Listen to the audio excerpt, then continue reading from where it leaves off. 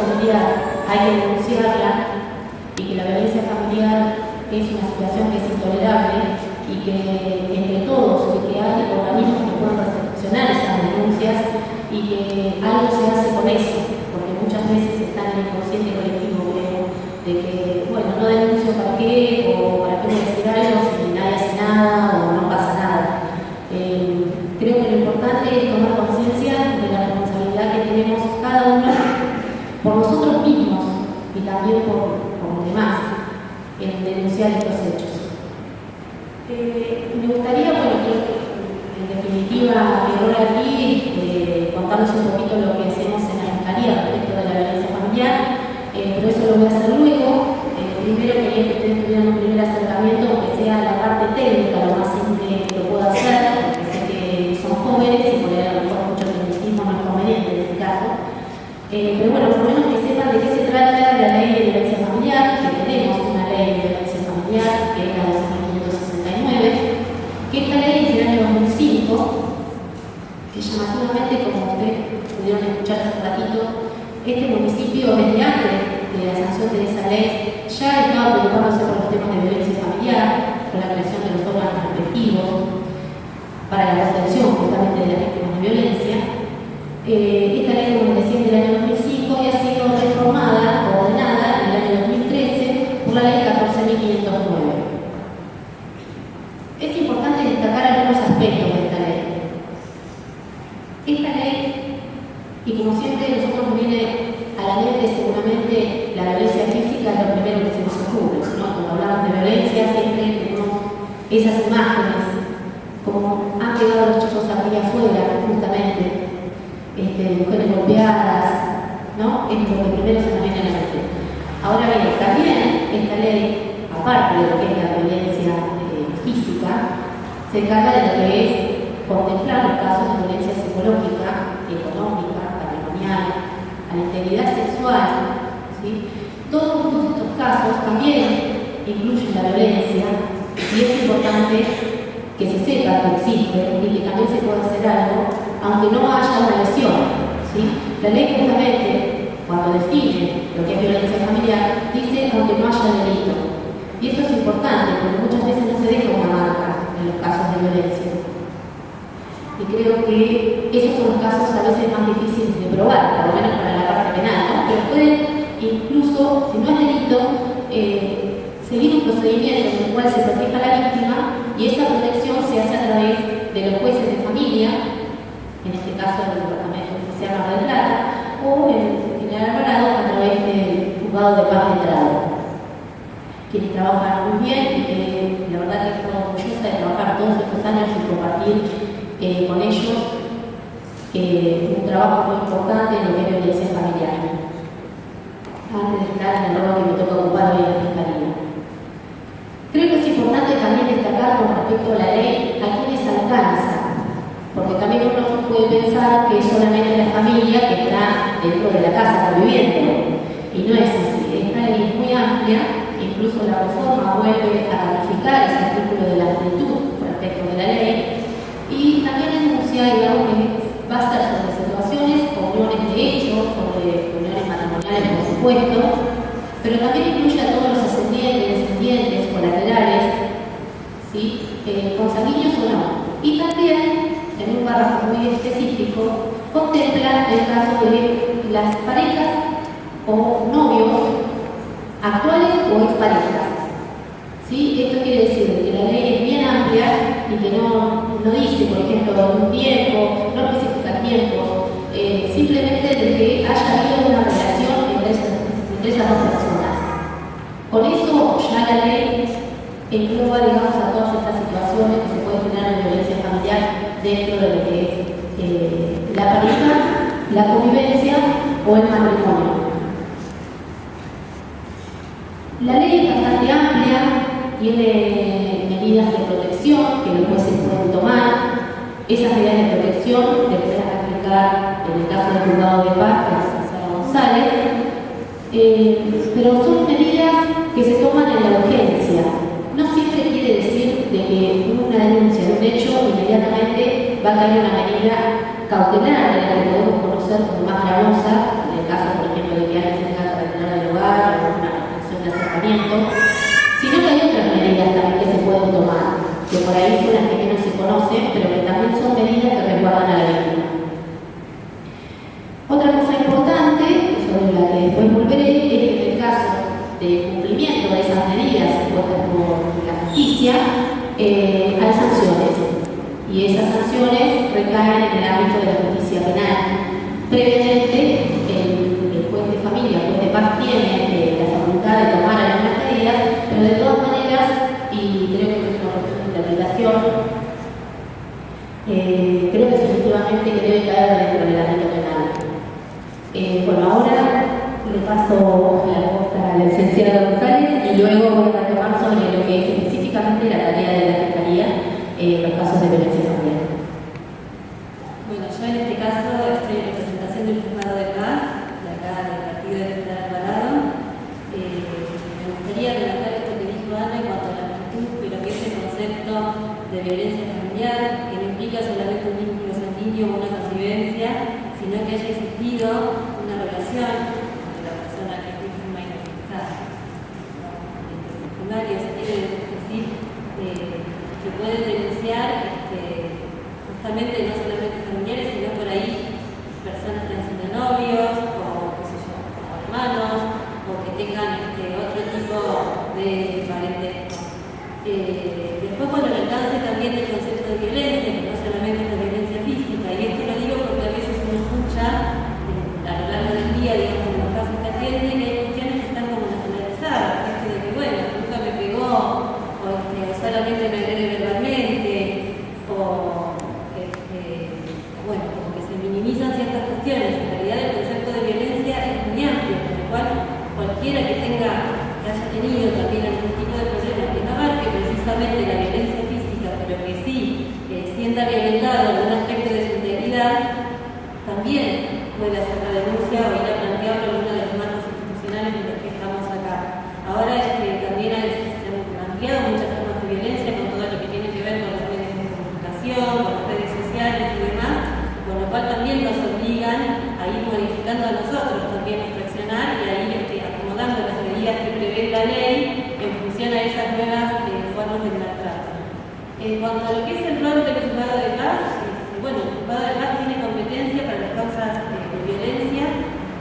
no centralizados específicamente en lo que es la sanción, eso tiene que ver más específicamente con lo penal, sino que la función principal, si bien también es el proceso de aplicar sanciones, se cumplen las medidas, es proteger a la víctima y evitar que el ciclo de violencia sea creciente, o que los hechos lleguen a mayores o que los hechos de violencia se repitan. Para eso, el juez de paz, una vez que la persona radicó la denuncia, que la radica en la Oficina de Violencia de Género, que después explicaré cómo es el procedimiento de la denuncia, eso llega al Juzgado de Paz, hay una instancia donde se la cita a la persona, o la persona puede ir con la búsqueda de su denuncia a una instancia que se llama ratificar, eso que dijo en sede policial, que es donde va justamente a contar esos hechos, tiene la posibilidad de ampliarlos o de ver, de sumar algún nuevo hecho, o es como otra instancia de escucha, digamos. En esa instancia también las víctimas son entrevistadas por un trabajador social que va a mirar el caso, digamos, de una manera más amplia y un poco más allá del hecho puntualmente denunciado, porque todos sabemos que las familias, digamos, son todas distintas, o cada situación es distinta. Entonces, por más que las medidas estén estipuladas, siempre se van a tener que ir acomodando, digamos, o mirando en función a la realidad de cada caso. No es que hay una receta con la cual podemos solucionar todas las situaciones de violencia. Y luego de esa instancia de ratificación, el juez, la jueza, en este caso la jueza de paz, va a detener al Alvarado, puede disponer medidas de protección o medidas cautelares. Se llaman medidas cautelares. Estas medidas siempre son urgentes y provisorias. Lo importante es que sepan que las medidas se disponen en el mismo día que la persona va a ratificar su denuncia. No es un proceso que tarda o para que hay que esperar para que se disponga algo. Justamente porque se tiene en cuenta la gravedad, digamos, o las características de la problemática de la violencia. Así que se dictan y se le notifican en el caso posterior esas medidas. Las medidas de protección que prevé la ley son distintas y pueden ser, por ejemplo, ordenar a la persona que cese con sus agresiones, si la persona denuncia que la persona que ejerce violencia contra ella la hostiga o la persigue, o no le deja desarrollar su vida cotidiana, digamos, con normalidad, hay una medida que es una revisión o restricción de acercamiento, que es determinar que esa persona no se pueda acercar en cierto perímetro a la persona que está haciendo la denuncia. En los casos en los que haya convivencia y la convivencia, la situación de violencia en la convivencia sea insostenible, hay una medida por la cual se puede excluir a la persona violenta del hogar para mantener a resguardo al grupo familiar. Después hay medidas cuando hay hijos, por ejemplo, en común y una de las partes le impide, retiene al hijo, lo explico así simplemente, por ahí retiene al hijo de una manera indebida, se puede hacer el reintegro de ese hijo a la persona que, digamos, que se tuvo que ir de la casa. Esas son como las medidas más comunes, digamos. Y después hay una serie de medidas que tienen que ver con darle intervención a los distintos organismos que intervienen, digamos, en la problemática y que tienen que ver justamente con esto, porque la problemática se ha abordado y con poder generar mecanismos para que en ese grupo familiar estos hechos de violencia no se repitan. Por eso es importante para la persona que denuncia no solamente quedarse en la instancia de denunciar, sino que cuando se da intervención al centro y se lo cita al centro, o por ahí si hay chicos se les da intervención al área de niñez y se ordena que, digamos, que ese área intervenga, que puedan, que vayan a esas instancias, porque eso va a redundar también digamos, en ese beneficio. Y a la vez que hay un montón de instancias institucionales donde les pueden proveer tratamiento y asistencia y demás. Eso sería básicamente lo que se hace en el juzgado.